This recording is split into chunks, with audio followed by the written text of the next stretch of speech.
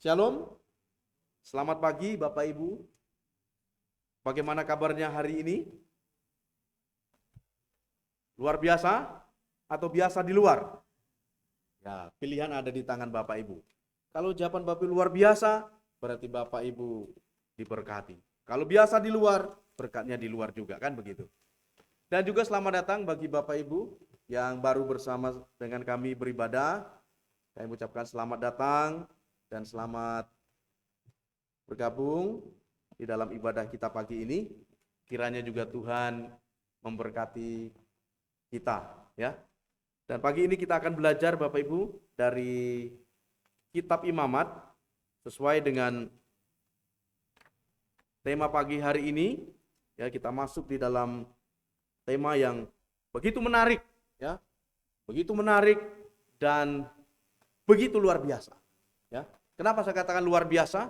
Bapak Ibu, kalau membaca sekilas tadi, ya, dari responsoria, kemudian dari nas dari pasal 1 17, ya, 1 sampai 17, kemudian 18 sampai 35, memang Bapak Ibu akan diperlihatkan atau disuguhkan berbagai macam peraturan-peraturan yang mungkin saja menurut kita itu begitu ribet, ya. Sama seperti beberapa pasal-pasal sebelumnya kita belajar tentang hal ini. Tetapi kalau kita belajar baik-baik dan kita memperhatikan dengan sesungguhnya bahwa itulah Tuhan, ya, Allah Israel melihat dan memandang betapa seriusnya arti kata kekudusan. Betapa seriusnya makna dari kebersamaan dengan Allah yang Maha Kudus. Jadi orang berdosa, orang yang tercemar dipastikan tidak akan mendapatkan tempat dalam kekudusan Allah, Bapak Ibu. Nah, kalau begitu, betapa sadisnya Allah itu, betapa kejamnya Allah itu. Ada orang berpikir bahwa Allah yang Maha Kasih itu berarti Allah yang tidak pernah menghukum. Allah yang tidak memberikan disiplin. Dan ini seringkali menjadi acuan dari beberapa orang yang berkata, kalau Allah itu kasih, berarti tidak ada neraka, tidak ada yang namanya kesusahan, dan tidak ada penghukuman. Tetapi itu adalah pikiran yang salah, Bapak Ibu. Pikiran yang keliru, dan kita lihat bahwa Allah begitu seriusnya dengan pernyataan dosa dan kekudusan. Oleh sebab itu, firman Tuhan pagi hari ini membawa kita untuk melihat beberapa hal yang harus saya dan Bapak Ibu lakukan sebagai umat Tuhan yang sudah, ya, yang sudah mendapatkan anugerah keselamatan. Lalu pertanyaannya, apakah penting kita belajar tentang arti korban ini? Ya, apakah penting? Kita akan lihat Bapak Ibu. Nah, sebelumnya Bapak Ibu kita bisa belajar beberapa hal tentang latar belakang dari Imamat pasal 4 ini, ya. Jadi kalau kita belajar berarti kita harus tahu sumbernya. Memang sedikit, wah, kenapa kita belajar? Kenapa kita tidak mendengarkan motivasi yang lainnya? Ini adalah motivasi firman Tuhan bagi kita supaya kita memahaminya, Pak Ibu. Nah, yang pertama kita akan lihat bahwa naskah ini ada sumbernya. Jadi Alkitab ini ada sumbernya. Tidak ada sesuatu yang ditulis di dalam Alkitab tidak ada sumber. Ya, ada faktanya. Jadi kalau apa yang kita baca itu tidak ada sumbernya, maka kita seringkali menggarisbawahi itu dengan kata fiktif. Maka ada cerita fiktif. Tetapi Alkitab secara historikal, ya, dapat dibuktikan dari mana sumbernya, dengan bahasa apapun, Alkitab itu merupakan pedoman bagi orang percaya. Nah, naskah sumber utama adalah Masoretik, artinya ini naskah dari naskah tulisan-tulisan kuno Bapak Ibu, dan itu membuktikan bahwa apa yang ditulis di Alkitab itu ada. Ya.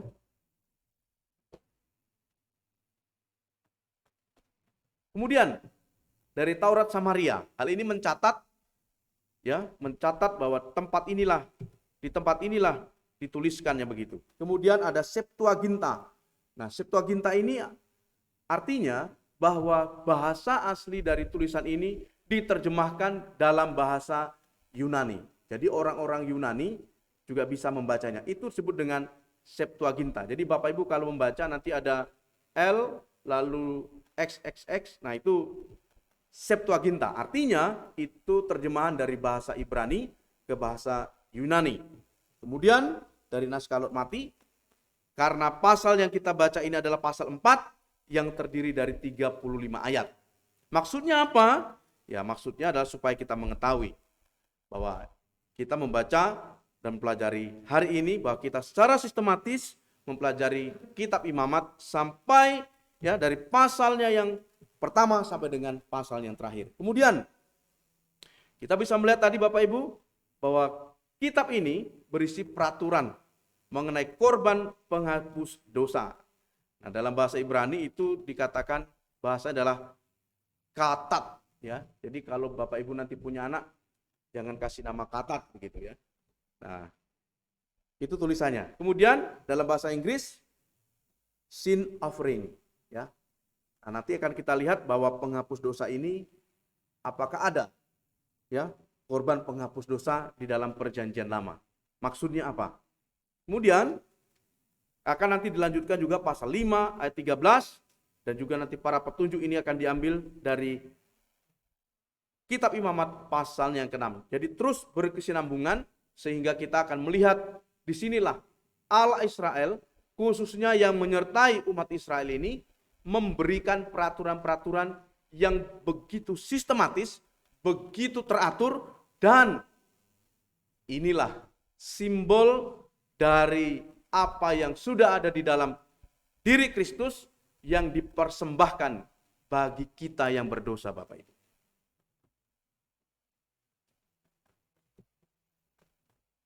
Selanjutnya, kita akan lihat bahwa korban penghapus dosa ini, dan kita lihat apa itu pengertiannya. Yang pertama, korban itu adalah pemberian, ya, untuk menyatakan kebaktian, kesetiaan. Jadi sudah ada pernyataan sikap kesetiaan itu dari awal mula, ya. Jadi apa yang kita berikan, apa yang kita suguhkan hari-hari ini merupakan lambang atau gambaran kesetiaan kita kepada Tuhan. Hubungan kita dengan Tuhan dinyatakan dengan beberapa aspek yang Bapak Ibu sudah pernah pelajari, sudah pernah dengar di dalam setiap perbincangan-perbincangan, baik itu secara langsung atau tidak langsung, mengenai korban ini. Jadi kalau ditanya tentang korban, apakah Bapak Ibu pernah berkorban? Ada yang sudah pernah berkorban Bapak Ibu?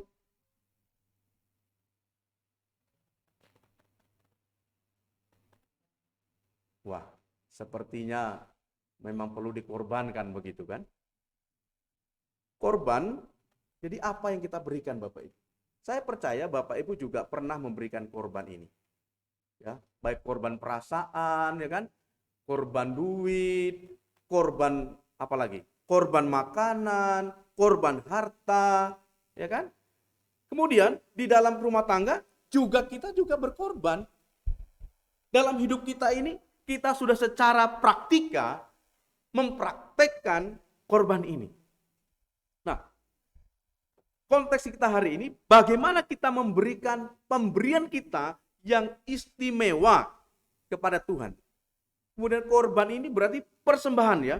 Manusia mempersembahkan sesuatu persembahan kepada suatu Allah. Ya, pada suatu Allah. Jadi konteks dari apa yang pernah kita lihat, kalau kita memberikan sesuatu, ya itu sudah ada pada masa itu. Ya.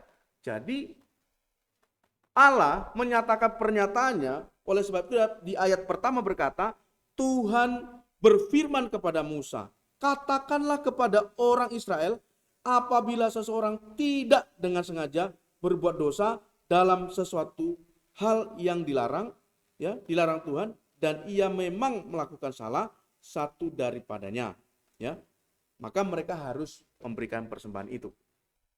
Tetapi Tuhan memberikan ini ada satu perbedaan. Karena di zaman itu, di era itu, persembahan-persembahan seperti ini sudah dilakukan oleh bangsa-bangsa lain. Jadi perlu kita ketahui Bapak Ibu, bahwa di dalam bangsa Israel sendiri ada percampuran. Ya. Beberapa waktu lalu sudah kita bahas juga ada kawin campur. Kemudian di dalam suku Lewi sendiri, di situ juga ada suku Lewi yang tidak masuk dalam hitungan dari keturunan Harun. Jadi konteks ini membawa kita untuk mengerti bahwa orang-orang Lewi atau orang-orang yang dikhususkan Tuhan, mereka juga ada beberapa yang berbeda. Perbedaan itu adalah dari keturunan Harun yang memang harus ditetapkan sebagai imam di dalam penata layanan di dalam kemah pertemuan Bapak Ibu. Ya. Jadi kalau kita lihat, wah sama sajalah, imam ya imam. Nah, gitu kan. Jadi kalau kita lihat dari generasi sekarang itu, ya pendeta sama saja. Pendeta kan, semua pendeta yang ada di gereja itu adalah pendeta. Nah, ternyata tidak. Memang gelarnya pendeta, tetapi cara bahkan didikannya juga berbeda. Jadi di luar sana itu jelas, ya, ada pendeta yang memang sungguh-sungguh memang mengerjakan kebenaran firman Tuhan, tetapi juga ada yang menyelewengkan. Nah, dalam konteks ini pun juga akan kita lihat itu Bapak Ibu. Kemudian tujuan dari persembahan ini adalah mengadakan pendamaian antara Allah dan manusia. Jelas ya. Nah, dipersembahkan ketika seorang atau umat Israel pada umumnya berdosa. Nah, kalau di dalam bahasa aslinya, kata ini biasa sering kita dengar, ya. Najis itu biasa disebut dengan kata kafir. Pernah dengar ya? Kafir. Ada yang kafir di sini? Nah, seringkali saya dan Bapak Ibu seringkali salah mengartikan ini. Kafir itu berarti orang yang tidak beragama. Kafir itu berarti dia tidak datang ke gereja. Kafir itu berarti dia adalah orang yang sudah tidak lagi punya Tuhan. Nah, itu ateis. Kafir di sini bukan hal seperti ini. Jadi kalau ada orang mengkafir-kafirkan kita, ya terima kasih. Apa maksudnya? Kafir itu mengcover, menutupi. Jadi kalau kafir itu dikatakan bahwa orang itu tidak beragama atau tidak sealiran, berarti orang itu belum belajar. Karena saya sudah belajar, saya sampaikan ke Bapak Ibu ya. Nah, lanjutnya ada unsur-unsur yang tadi sudah dibacakan oleh liturgos. Ada lembu jantan muda untuk imam agung. Jadi imam saja di sini dicatat bahwa imam bisa melakukan kesalahan yang tidak disengaja. Nah, imam ya. Imam itu. Garis bawah imam Bapak Ibu. Jadi dalam hati kita, oh, tuh imam aja bisa salah, apalagi kami. Gitu, ya. Apa yang dibawa? Lembu jantan muda.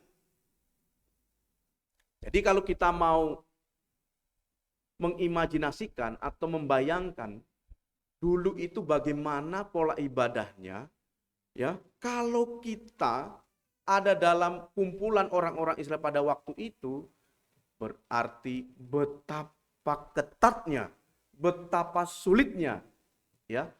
Dosa yang tidak sengaja, apalagi ketahuan, tadi dibilang kalau ketahuan, ini sengaja, imam loh ya, harus bawa.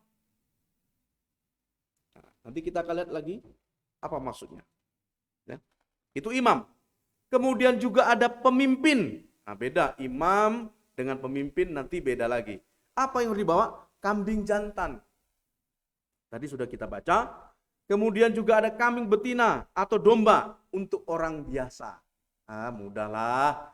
Kalau dosa itu sekarang ini, ya, domba. Berapa sih harga domba ini? Berapa sih Pak? Harga domba sekarang Pak Adi? Ya, ya, paling mahal 500.000 Pak. Hah? 5 juta? Oh, 5 juta.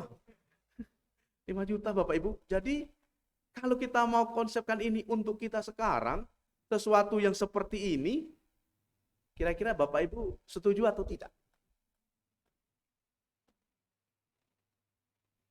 Saya kan imam, Bapak Ibu bersalah.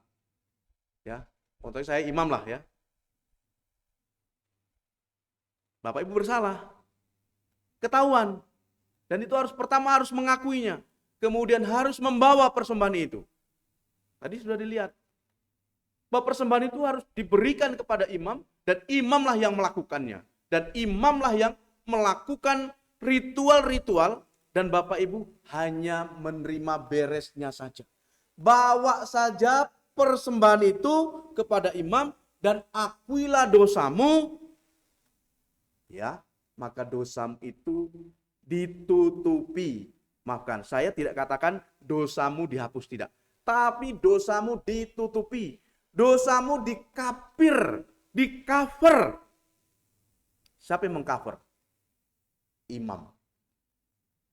Imam sebagai perantara. Kemudian, nah, yang untuk kalangan orang miskin itu merpati atau burung terkukur. Jadi Bapak Ibu, untuk zaman dulu, orang yang miskin, merpati atau burung terkukur ini harus mereka bawa. Nanti kita akan bahas ya di Imamat pasal 5 itu, saya juga sedikit simpulkan sedikit. Kemudian ada lagi yang amat miskin. Nah, perhatikan, yang amat miskin pun juga berdosa. Tadi imam, pemimpin, ya, orang biasa, orang miskin, lalu amat miskin. Wah, itu perhatikan, sudah amat miskin, berdosa lagi. Coba, sudah amat miskin, berdosa lagi. Kalau kaya berdosa ya nggak apa-apa, kan? Betul Bapak Ibu? Kaya, imam, berdosa, nggak apa-apa. Betul atau tidak Bapak Ibu?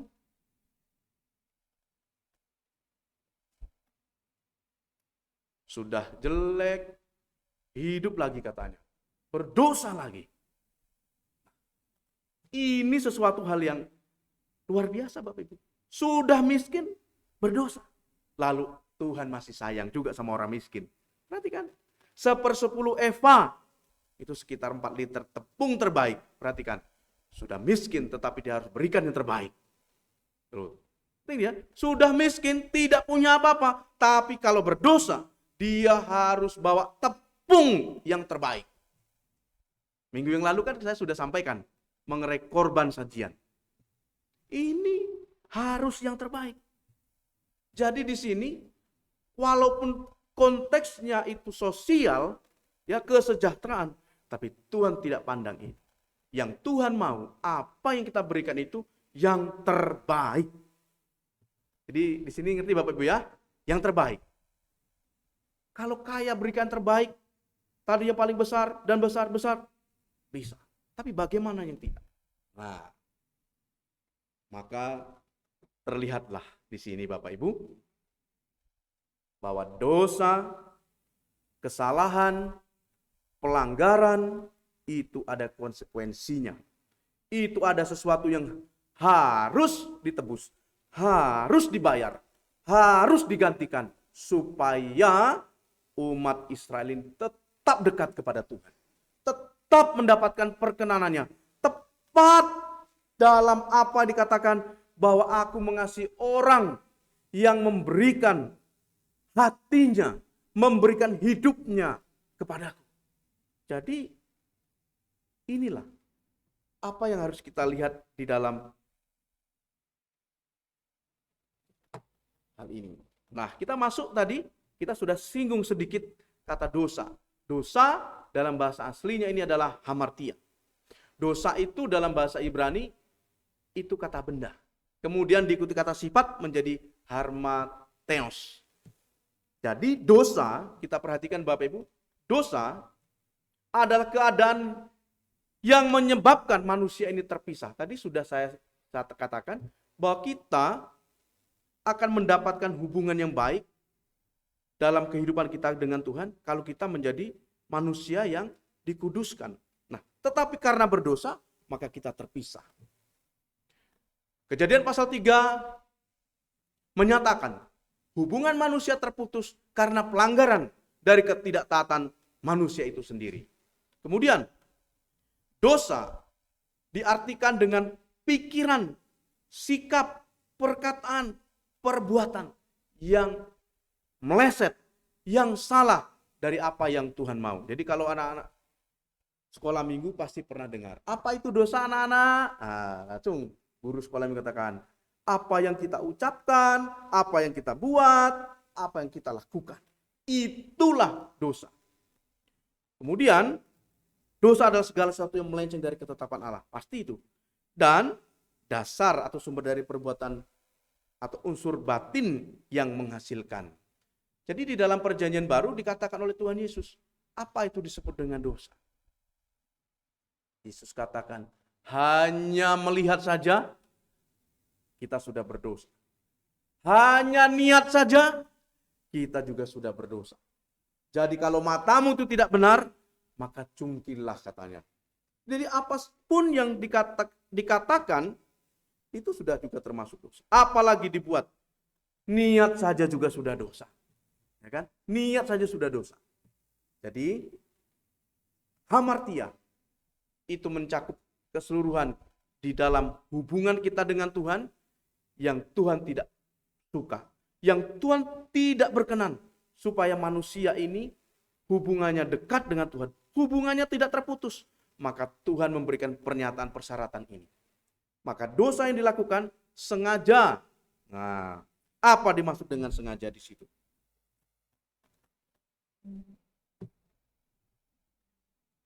Nah, ini jenis dosa Bapak Ibu. Ada dosa dalam pikiran dan hati. Saya cari apa dosa yang tidak disengaja itu. Ada beberapa pernyataan mengatakan dosa yang tidak sengaja itu ya adalah dosa yang memang sudah dilarang tapi secara tidak langsung kita langgar. Contohnya begini, untuk zaman sekarang, kebetulan ada Pak Polisi nih. Ya, beberapa tahun yang lalu saya masih ingat kalau di Jawa itu kalau kita melanggar marka jalan maka kita harus kena tilang. Nah, saya dengan teman saya itu bawa mobil, lalu di depan itu ada truk. Nah, truk itu nyalip bus. Kemudian kami juga ikuti di belakang. Ternyata di depan sudah di stop. Katanya kami melanggar marka jalan. Bahwa di garis itu tidak boleh menyalip. Kami katakan kami tidak melihatnya. Kami tidak melakukan kesalahan. Berarti Bapak tidak sengaja kan?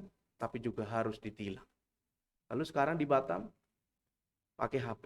Wah, padahal nggak ada yang lihat. Wah, ternyata kamera ada yang lihat. Bapak Ibu, sengaja berarti apa yang tidak pernah kita pikirkan itu, apa yang tidak pernah kita mau buat, itu kita buat. Kok bisa?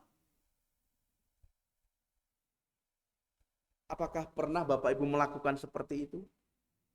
Saya percaya Bapak Ibu dan saya sering atau tidak pasti melakukannya. Nah, kalau kita dalam konteks perjanjian lama, berarti kita harus bawa korban.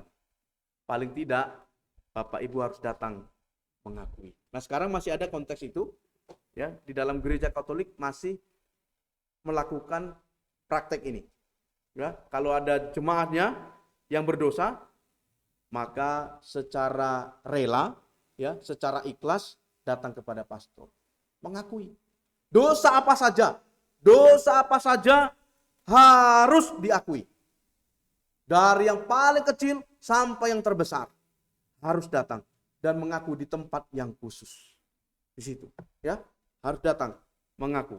Nah, jenis dosa ini kita akan lihat. Yang pertama dalam pikiran dan hati.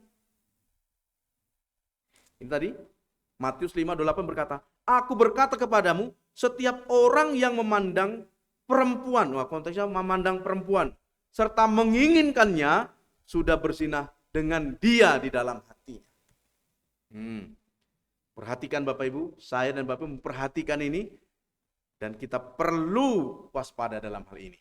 Nah ini dia, seringkali saya bergurau dengan istri saya kan, orang yang mau, wah cantik ya, oh istri saya langsung cubit saya.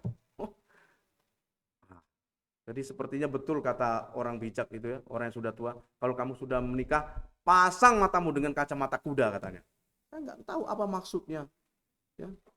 Kacamata kuda, lihat kacamata kuda, wah ditutup begitu, berarti jalannya lurus. Berarti kita ini harus punya sikap yang lurus, punya hati yang lurus, begitu ya.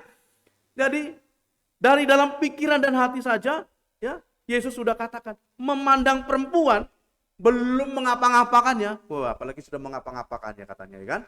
Nah, kita sudah masuk dalam arena berdosa.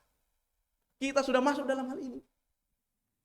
Ya, berarti serius betul ini dosa ini, ya, memang sangat serius. Kemudian ucapan dosa karena lidah. Hal ini juga berpengaruh Bapak Ibu. Penting ini, ya. Karena saya cari maksud dari dosa yang disengaja atau tidak itu ternyata dalam literatur tidak ditemukan. Tetapi jenis dosa ada di dalamnya. Berarti disinilah kita perlu mewaspadai kehidupan kita Bapak Ibu.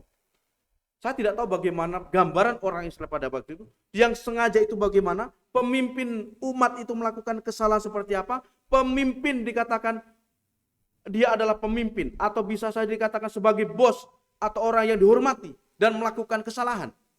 Itu pun juga harus mendapatkan hal yang sama. Apa?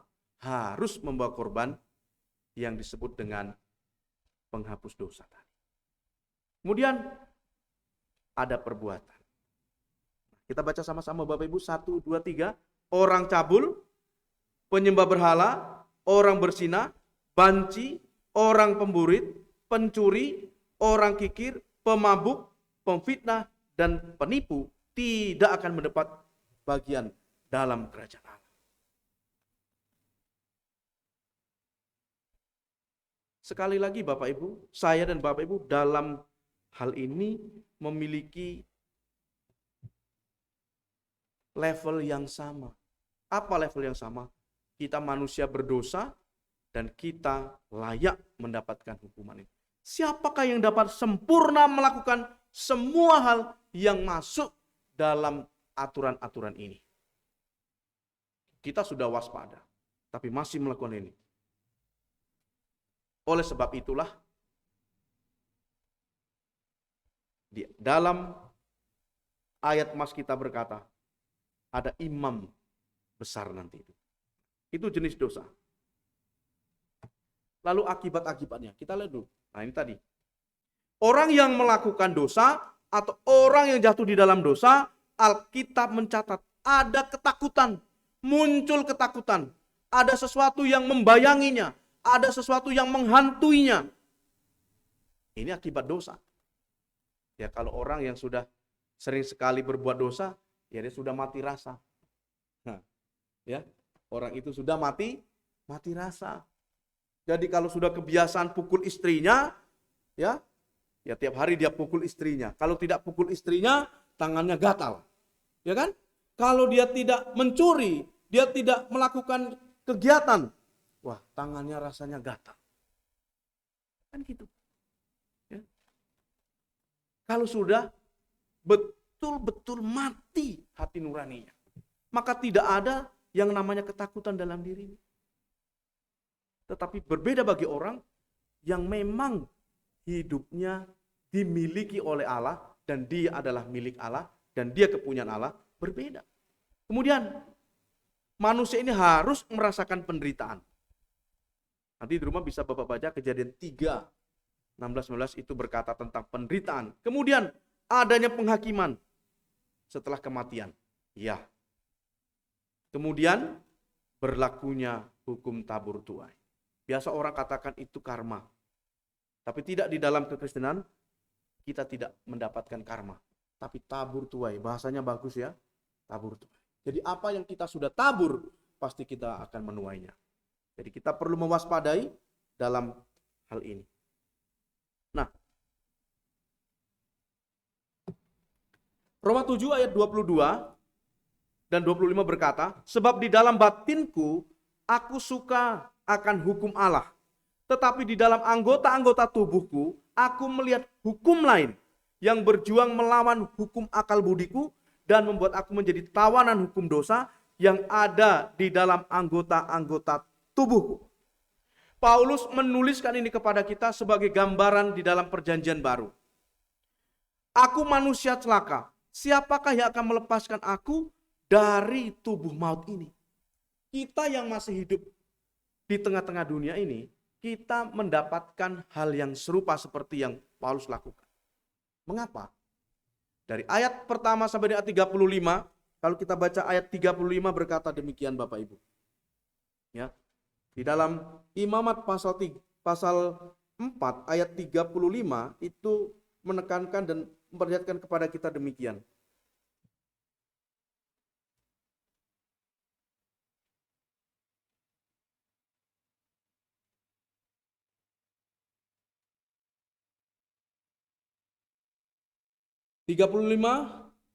B berkata demikian. Dengan demikian imam mengadakan pendamaian bagi orang itu karena dosa yang telah diperbuatnya, sehingga ia menerima pengampunan.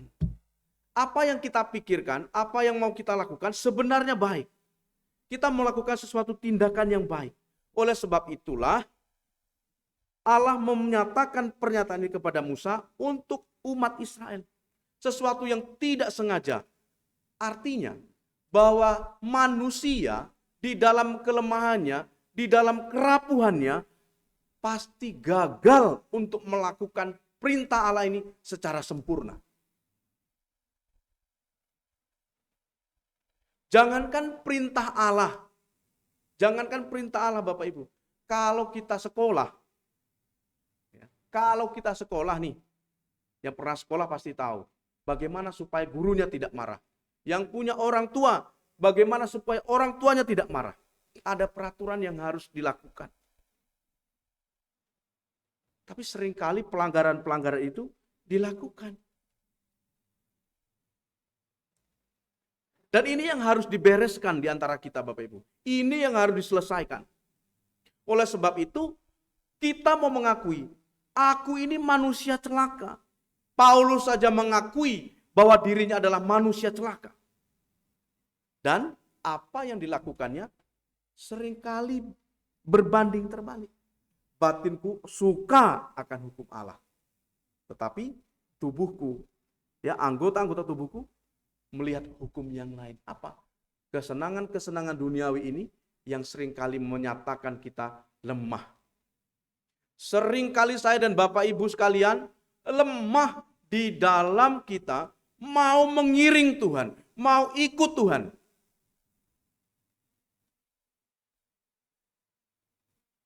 Sehingga korban penghapus dosa ini memang dipentingkan, sangat khusus untuk kita.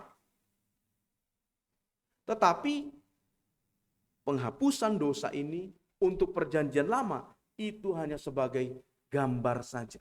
Artinya sebagai gambaran bagaimana sesungguhnya dosa yang harus dihapuskan, dosa yang perlu ditebus supaya kita tidak melakukan segala sesuatu dengan ritual yang dikatakan seringkali ini disalahartikan. Jadi menjadi sia-sia. Kenapa sia-sia? Ya sudahlah, kalau aku sudah bayar perpuluhan, kalau aku sudah persembahan yang banyak, ini saya sampaikan ke anak-anak sekolah kemarin, kalau kita sudah memberikan perpuluhan, persembahan yang baik, yang banyak, lalu kita berkata, aku sudah melakukan sesuatu yang baik, melakukan ini dan itu, maka surgalah yang menjadi tempatku. Maka aku beli surga itu. Betulkah demikian Bapak Ibu? Tapi terlihatlah, kita sendiri melihat bahwa kehidupan kita yang begitu rapuh atas dosa ini, sehingga kita memerlukan perantara, kita memerlukan imam yang sejati. Bukan imam yang diangkat, kemudian kita tinggal terima enaknya. Nah biasanya seperti itu. Tapi kita memperlihatkan ini Bapak Ibu. Alkitab menyatakan ini. Kita baca sama-sama Bapak Ibu. Yesaya 53 ayat 4 sampai 5. 1, 2, 3. Tetapi sesungguhnya penyakit kitalah yang ditanggungnya dan kesengsaraan kita yang dipikulnya. Padahal kita mengira dia kena tulah, dipukul dan ditindas Allah. Tetapi dia tertikam oleh karena pemberontakan kita. Dia diremukan oleh karena kejahatan kita. Ganjaran yang mendatangkan keselamatan bagi kita ditimpakan kepadanya, dan oleh bilur-bilurnya kita menjadi sembuh. Bapak Ibu yang dikasihi Tuhan, kita tidak bisa lari dari konteks Kristus atau kristologi dalam konteks ini. Mengapa? Karena inilah tipologi bagaimana Kristus yang sesungguhnya menjadi korban penghapus dosa, sehingga saya dan Bapak Ibu tidak perlu datang ke para imam mengakui dosanya, bawa sapi, bawa kambing, bawa ayam, bawa burung, bawa tepung. Tidak perlu. Tetapi yang perlu kita catat, saya dan Bapak Ibu, pelanggaran yang sering kali kita lakukan, kesalahan yang sering kali kita buat, baik itu antara kita, ya, masing-masing, atau dengan keluarga kita, atau dengan istri kita, atau dengan teman kita, itu menandakan bahwa memang hidup kita harus mengakui bahwa saya dan Bapak Ibu adalah orang-orang yang sangat lemah, yang rapuh terhadap dosa ini, sehingga kita perlu datang kepada Tuhan untuk meminta pengampunan, untuk meminta pengudusannya tiap-tiap hari. Memang kita lihat, kita ini sudah dikuduskan. Kita sudah mendapatkan penebusan yang sempurna dari Kristus. Dan itu tercatat di dalam Ibrani pasal 4 ayat 15 tadi. Sebab imam besar yang kita punya bukanlah imam besar yang tidak dapat turut merasakan kelemahan-kelemahan kita. Sebaliknya, sama dengan kita. Ia telah dicobai, hanya tidak berbuat dosa. Imam-imam pada zaman itu, dia tidak merasakan apa yang dirasakan oleh umat itu. Yang dia tahu adalah kalau ada orang berdosa, datanglah, mengakulah, bawalah korban itu kepadaku. Maka aku akan menumpangkan tangan. Kemana ditumpangkan tangan? Ke orang yang bersalah? Enggak. Ke binatangnya. Ya. Jadi kalau kita yang ditumpang tangan atau penatua tumpang tangan kepada kita, puji Tuhan. Lah ini penatua tumpang tangan ke kambing. Nah, wah, ya, tadi kan dilihat itu, ditumpangkan tangannya sebagai perpindahan, yang menyatakan bahwa dosa kita sudah dipindahkan kepada kambing atau domba. Kemudian itu menjadi korban sajian. Oh, Allah sudah senang. Sehingga seringkali pola pikir manusia ini berbicara, wah, kalau begitu gampang aja lah. Ya kan, kalau aku salah, ya udahlah, aku lakukan hal yang sama. Sudah, selesai. Ini bahaya Bapak Ibu. Tetapi di dalam kekristenan kita perlu memperhatikan aspek yang sesungguhnya ini. Kristus yang menjadi korban penebusan, korban penghapus dosa kita. Dia memberikan dirinya. Yesaya 53 menyatakan, sesungguhnya penyakit kitalah yang ditanggungnya. Kesengsaraan kita yang kekal itu yang dipikulnya. Dan kita mengira dia itu kena tulah. Dia itu kena kutuk. Dia dipukul dan ditindas oleh Allah. Dan kita seringkali tertawa dengan pengorbanan Kristus ini. Kita seringkali meremehkan akan penebusan Kristus ini. Saya dan Bapak Ibu seringkali melakukan hal ini. Diakui aku tidak, kita sering melakukan ini. Oleh sebab itu Bapak Ibu yang dikasihi Tuhan, melalui perenungan kita hari ini, kita bisa melihat bahwa hidup kita ini begitu lemahnya. Hidup kita ini begitu rapuhnya. Sehingga kita tidak bisa lepas dari Tuhan sebenarnya. Kita tidak bisa lepas dan bergantung kepada Allah. Kalau dengan cara kita, seberapa Bapak Ibu? Adakah cara kita bisa menghapus dosa-dosa kita? Adakah kebaikan-kebaikan kita bisa menghapusnya? dan kita berkata, aku loh orang baik, aku loh orang yang saleh. Kalau kita belajar dari Ayub, kita akan melihat betapa tulusnya Ayub melihat dan betapa sungguh-sungguhnya bahwa Tuhan itu juga begitu serius dengan dosa. Ayub menyatakan, tiap kali mengadakan pesta, tiap kali mengadakan pesta yang hiruk pikuk itu, anak-anaknya, bahkan juga pembantu-pembantunya, dia selalu memberikan korban kepada Tuhan. Dia mengatakan, sekiranya ada dosa yang diperbuat oleh anak-anakku, bahkan siapapun yang masih dalam lingkup keluargaku ini, maka ku persembahkanlah korban ini kepadamu ya Tuhan. Supaya aku tidak mendapatkan celaka. Aku tidak mendapatkan kutuk. Aku tidak mendapatkan hukuman dari Engkau ya Allah. Ini Ayub Bapak Ibu. Ayub ditulis di dalam kitab suci, dia orang kudus. Dia orang saleh. Perhatikan, Ayub orang saleh. Tapi dia mampu mengerti, memberikan yang terbaik kepada Tuhan. Jadi, inilah Bapak Ibu, jika kita memahami dalam konteks yang diperbarui ini, kalau dalam konteks perjanjian lama, kita harus ribet dengan persembahan-persembahan ini, dan para imam melakukan ritual-ritual ini.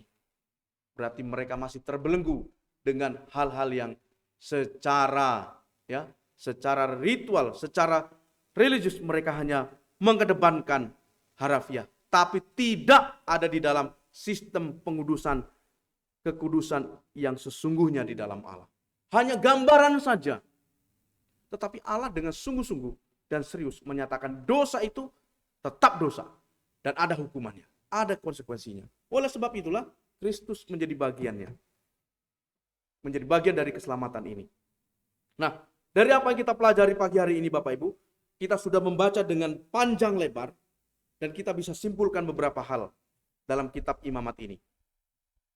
Yang pertama, kita bisa belajar bagaimana manusia yang berdosa ini bisa hidup bersama dengan Allah yang kudus. Ya. Jadi dalam konteks imamat itu, setiap orang yang berdosa, tapi kalau dia punya korban yang dibawa dan jujur mengakuinya, sengaja atau tidak, dan siapapun ia, maka dia dapat berdampingan dengan Allah. Dia dapat hidup berdamai dengan Allah. Dia di-cover oleh Allah. Dia disucikan. Dia dimeteraikan. Sehingga dinyatakan bahwa orang itu layak. Tetapi kalau tidak layak, Alkitab juga mencatat, sekalipun dia imam, hari itu berdosa, hari itu dia mati. Ya, kalau tidak percaya nanti Bapak Ibu cari, siapa yang mati? Imam yang mati situ. Itu imam. Jadi kitab Imamat ini mengajar kita, sekalipun manusia yang berdosa ini bisa tetap berdampingan dengan Allah, bisa hidup dengan Allah yang kudus ini. Kenapa? Kasih Allah loh Bapak Ibu. Ini kita masih berdosa. Kita sudah ditebus dan masih bisa berdosa. Bersyukur Kristus menebus saya dan Bapak Ibu. Lalu siapapun dapat berdosa. Sekali lagi, siapapun dapat berdosa. Tadi sudah saya sampaikan. Imam, pemimpin, orang biasa, orang yang miskin, orang yang sangat miskin, bisa berdosa. Jadi siapapun. Siapapun berarti menandakan, mengartikan bahwa kita ini tidak lepas dari dosa.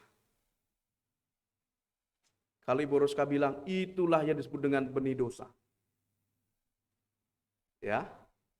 Tidak ada tempat, tidak ada kursus atau tempat kursus yang mengajarkan kepada kita, kepada Bapak Ibu sekalian, untuk berbohong. Tetapi secara otomatis kita bisa berbohong. Anak kita bisa berbohong. Betul ya? Enggak ada sekolahnya. Tidak ada tempat kursus untuk itu. Itu kata Bu Roska. Kita masih berdosa. Kita berdosa. Nah, kemudian dosa ini adalah masalah besar dan bukan sesuatu yang bisa diabaikan oleh Allah. Allah tidak mau mengabaikan ini. Sekali hal ini dinyatakan, itu dapat kita lihat. Kalau dosa itu mudah diabaikan oleh Allah, saya percaya kisah Adam dan Hawa itu tidak akan pernah diusir dari Taman Eden. Itu logis. Dan orang-orang yang melakukan dosa itu ya biasa saja. Dan di dalam kehidupan kita secara hukum sosial, maka tidak ada peraturan-peraturan yang perlu dituliskan dan perlu untuk kita perhatikan. Tidak perlu jauh-jauh.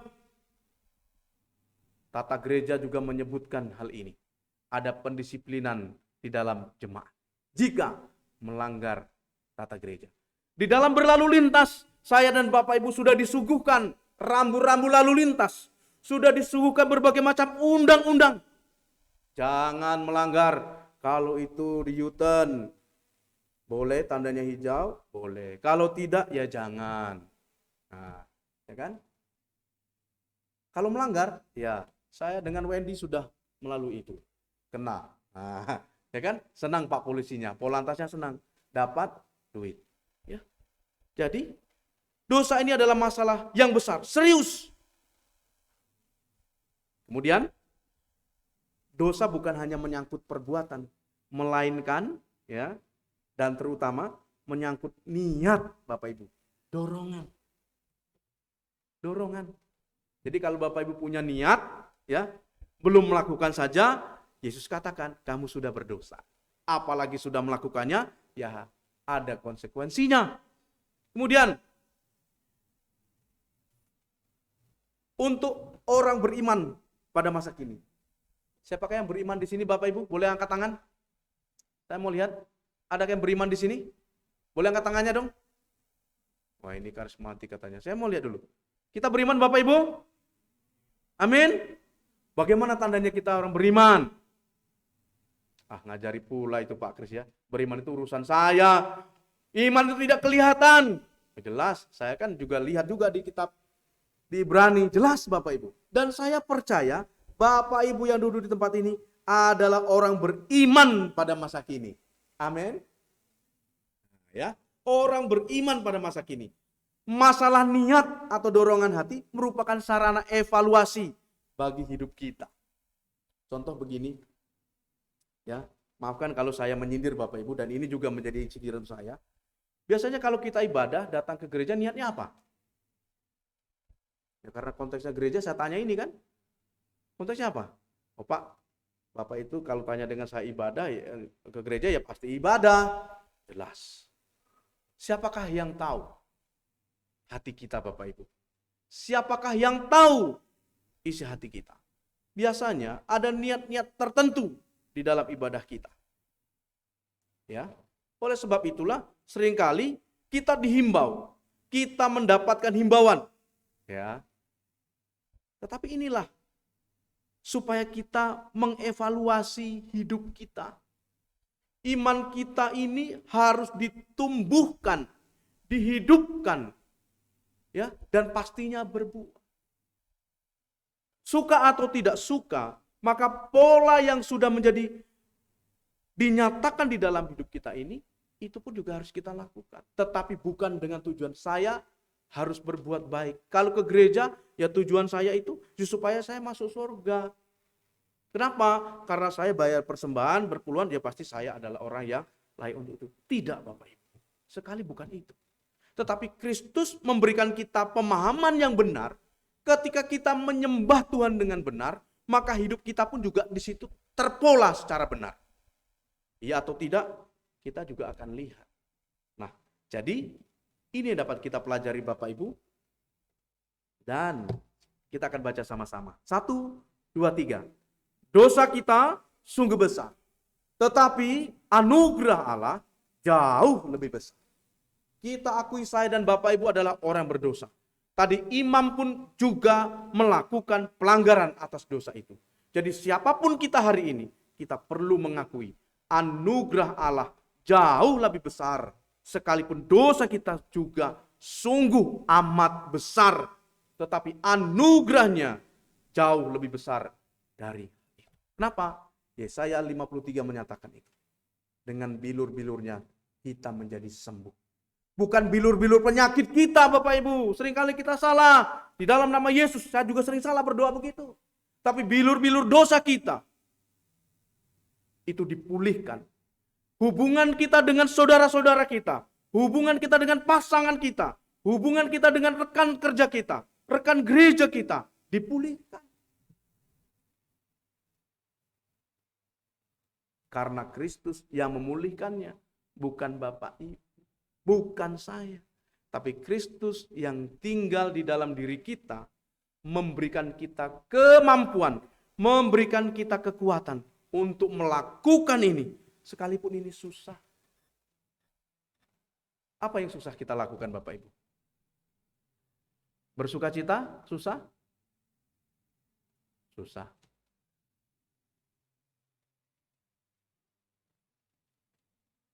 Tapi dosa saya berkata demikian. Sukacita itu adalah tindakan pribadi kita. Sama dengan ucapan syukur kita. Bahwa sukacita itu harus kita bangun. Harus kita kembangkan. Dan syukur itu pun juga harus kita lakukan. Jadi bersukacita itu bukan karena orang lain. Tapi diri kitalah yang mengembangkan. Jadi berapa besar dalam hidup kita, berapa banyak di antara kita bisa bersukacita kalau kita mendapatkan berkat. Tetapi kalau tidak, maka sukacita kita akan hilang. Nah Bapak Ibu, di hari Minggu ini kita akan melihat, kita sudah ditebus secara permanen oleh Kristus. Kita sudah mendapatkan pengampunan di dalam Kristus. Kita tidak perlu lagi membawa korban-korban itu. Tetapi yang perlu kita bawa adalah hidup kita, hati kita, kesungguhan hati kita. Tuhan mengukurnya dalam konteks kehidupan saya dan Bapak Ibu secara pribadi. Gereja tidak dapat mengukur, pendeta tidak dapat mengukur betapa sungguh-sungguhnya Bapak Ibu atau tidak. Tetapi Tuhanlah yang mengukur, tetapi itu akan tampak bahwa Bapak Ibu memiliki kerinduan untuk beribadah. Kerinduan untuk menyenangkan hati Tuhan, bukan untuk menyenangkan orang yang di depan ini atau menyenangkan yang menjadi penatua di tempat ini. Tidak. Tetapi Bapak, Ibu, dan saya datang dengan kerinduan yang begitu dalam untuk melihat betapa baiknya Tuhan itu dalam hidup Bapak Ibu. Itu ibadah yang sesungguhnya. Kemudian apa? Tubuh kita, jiwa kita, hati kita, seluruhnya kita persembahkan kepada Tuhan. Di dalam kitab Roma dikatakan itulah persembahan yang hidup, Bapak Ibu. Jadi, jangan khawatir kalau Bapak Ibu tidak membawa persembahan. Kalau hari Minggu tidak datang bawa persembahan, maka dosaku tidak dihapus. Bukan itu. Tapi mari kita bawa hidup kita. Mari kita responi firman Tuhan ini di dalam laku hidup kita. Susah? Hanya kita yang bisa menjawab. Perjuangan saya dan Bapak Ibu adalah bagaimana kita dapat menyenangkan hati Tuhan dan meresponnya dalam seluruh perilaku hidup kita. Maka inilah yang disebut dengan ibadah sejati dan korban yang sejati. Mari kita berdoa Bapak Ibu.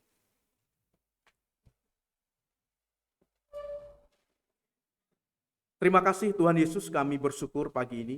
Tuhan membawa kami di tengah-tengah sukacita yang kami lakukan di dalam kehidupan kami.